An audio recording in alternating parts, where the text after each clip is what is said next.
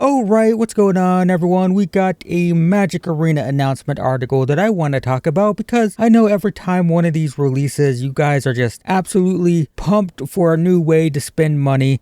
But right now we have an old way to spend money returning because we got the historic anthologies returning to the store. And today I want to talk about these because they're very bad. Let me start by talking about anthologies in general. They're okay. They're definitely better priced than the decks you can buy in the store, right? Those are just obscenely overpriced for no reason. I don't understand why they think decks would be worth that much. With the amount of rares you get in these, they cost 25,000 gold, which is a ton, but for the amount of stuff you get in them, it's not that bad if the cards are good. And that's the problem, because you don't get to pick the cards, right? They're showing some of the better ones here, but these are filled with a lot of terrible cards, and it's gotten worse thanks to this right here. This is Modern Horizons 3, and this power crept basically every format in existence, as Modern Horizons sets do. So the problem with these cards, I mean, these were originally released, I think in like 2018-ish. I can check here,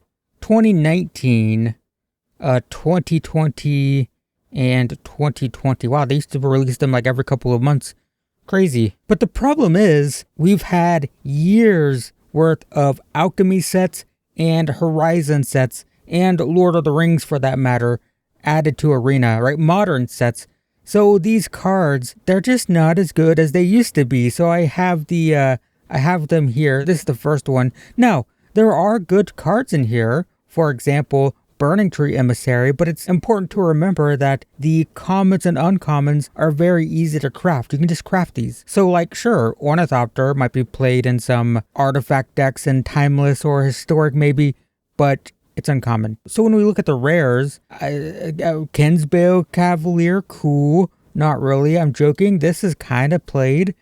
Not really. Phyrexian Arena is great, but it's in standard. You might have it in another set. What else is here?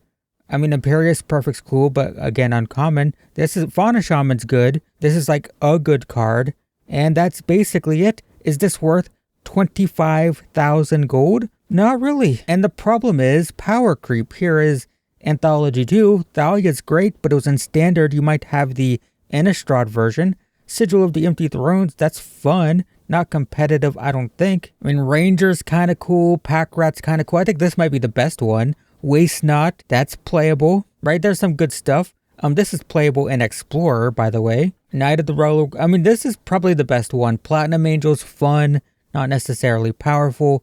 So I would say Historic Anthology 2 is probably the closest to being worth it. Still lots of junk. Is it better to just craft 4 Waste Nots over spending 25,000 gold? Bear in mind, guys, 25,000 gold, you could buy 25 packs and then get enough wild cards to just craft one of these, right? If you were going to buy this anthology just for Waste Not, you could spend the same amount of gold, buy 25 packs of Duskmourn, not only get those 25 rares that you open, but you would also get 2 golden packs and 27 notches on the wildcard wheel, which would be 4 wild cards for your Waste Nots that you could just craft at that point. So yeah, it's weird, right? Historic Anthology 3, Ulamog's fun.